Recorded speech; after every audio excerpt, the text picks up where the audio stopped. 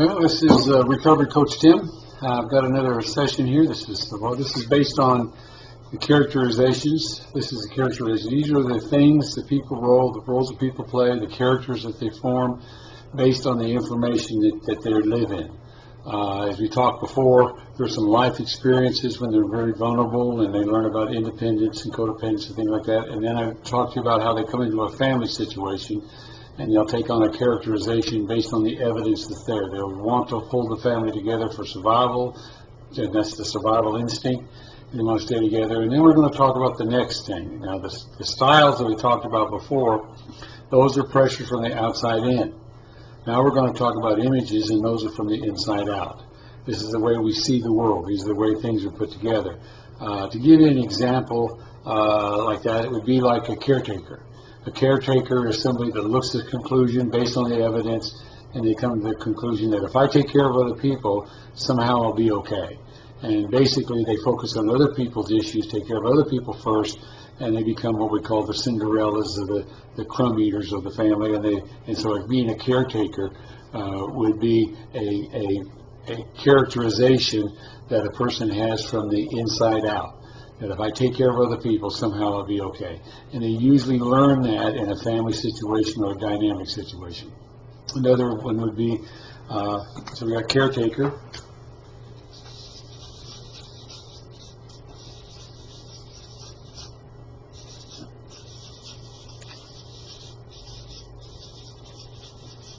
The next kind of an example of that characterization I like to talk about is people pleaser. This is a person that comes to the conclusion from the inside out that if what other people think of me is important, it's the most important thing. If I can get other people to like me, or people will say they are pleasing with my characterization, then I'm okay. Obviously in recovery we say what other people think of you is more important than what you think of you. And of course that's what we're going to try to do with it. That's the opinion, that's the characterization. And some people make that decision very early on, and they make the decision that they are a people pleaser, and therefore they will do whatever it takes to get people to like them. They'll just go along with that part of it. And of course another type of thing like this would be what we call a martyr. And of course that's somebody that basically suffers to get ahead, that you got to struggle to get ahead. If it comes easy, then it must not be worth it. This is a confusing image. This is a decision from the inside out. That if I'm not martyr, if it comes easy, then it's not worthy for me. I've got to do it. I've got to do the struggle part. And so they will make decisions accordingly. They will pick items or categories or relationships that they will become a martyr in, that they will be suffering in, and that will make them, that will fulfill that characterization, or what I call that image that they have of themselves. And obviously you can see that these are artificial ways that people try to take care of themselves. One of them, of course, that we talk about a lot is perfectionist.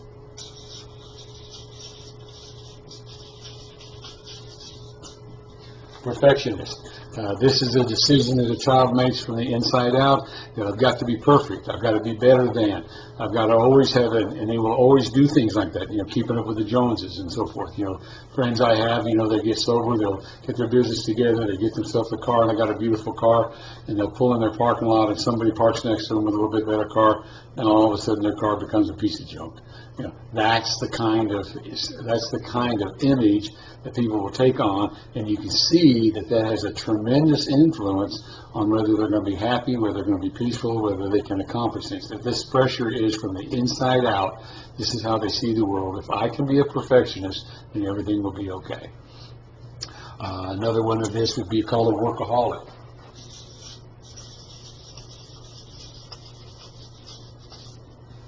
A workaholic, somebody that has to work, has to be busy, that they can't ever be satisfied with what is. The amount of hours they put in, the amount of struggle that they put in is more important. The work is more important than the results and so forth. That if it comes easy, they have to struggle and so forth, and that gives them their identity, that makes them feel better, that gives them their image, and of course that's an artificial way of trying to look at the world. These are descriptions. Now, when we ask you to put your family together, I'll have a chart that you'll look at your whole family tree, and I have a whole list of images. But these are the things that will influence a human being. And these things together, in essence, will determine how well you feel about what's going on. Now, you remember the styles are the influences from the outside in, and these images are influences from the inside out. Those combinations, you put them together, mix them up in different ratios, and that will probably be your basis for your character. Obviously, like I say, when we get into recovery, we call them character defects, but they aren't defects when you're doing them because they artificially make you feel better. If you accomplish those things, you'll get a little hit, you'll get a little high, you'll get a little nudge, and you'll feel better about that.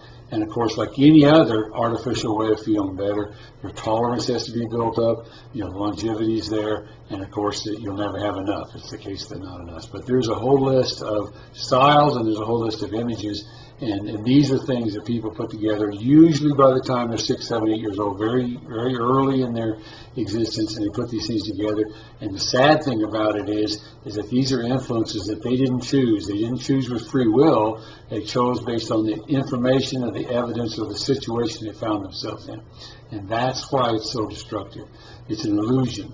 And of course, an illusion always has like a hologram. When it starts shaking a little bit, they try to do harder, you try to do it better, and you'll be able to take these things. And these consequences will follow you until you get into recovery or until you hit a bottom of some kind, and then you'll look at these styles and images and you'll say, where did that come from? Why did I pick that? That's not who I really am. And you have given up, you've abandoned a lot of the other things that you are.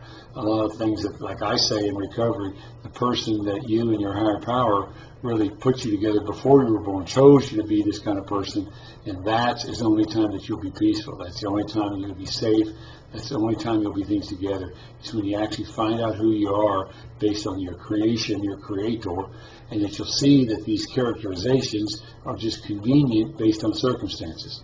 And of course, when I got into this class, I started looking at mine. I had a whole busload of these styles and images and characters, things that were put together in order for me to do what I needed to do.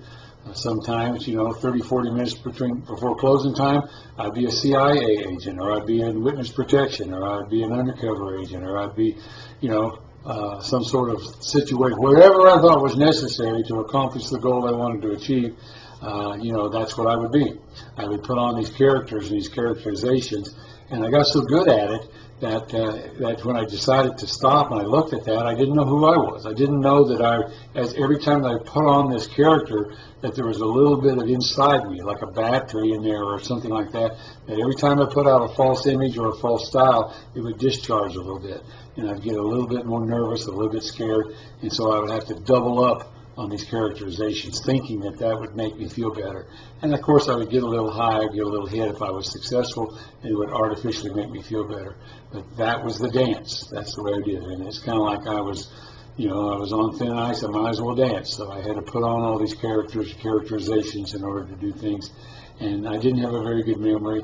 I couldn't remember the characters I had played in front of certain people, and lots of times I would get in trouble because I couldn't remember. I couldn't keep that up. And what happens when you do that, you'll get basically chronically depressed because of your know that how phony you are, and you get really, really tired. So keeping up that is a lot of work. It's kind of like that swan, that's going across the river. You look on top and it's nice and smooth, and underneath it's paddling like crazy. That's the way I was described, and that's how I felt. But that's what we mean by images. The styles are from the outside in, the images are from the inside out. But those combinations, we'll put those together, and they will do that. Now, the next thing we're going to talk about is the addictions, where these come from. And you can see that when these styles don't work, or the pressure's there, and these images don't work, the style plus the image lots of times will determine what kind of addictions you're going to be with. So the next discussion we have is, where do these addictions come from? And you can see that a lot of them are predicted or premeditated based on your style and your image that you chose. A lot of our addictions are addictions of convenience. They work, but they have to match our style and our image in order to work for us. And that's why lots of those things come about. But that's what I mean by studying the characters that you are, because we are going to have to look at those, and we're going to have to deal with them. And through that, we've got to take these masks off, find out who you really are, and that's the decision you've got to make. And that's what we mean by recovery. That's what we mean by spirituality. And that's what we mean by rebirthing, if you will. But that's the way it works.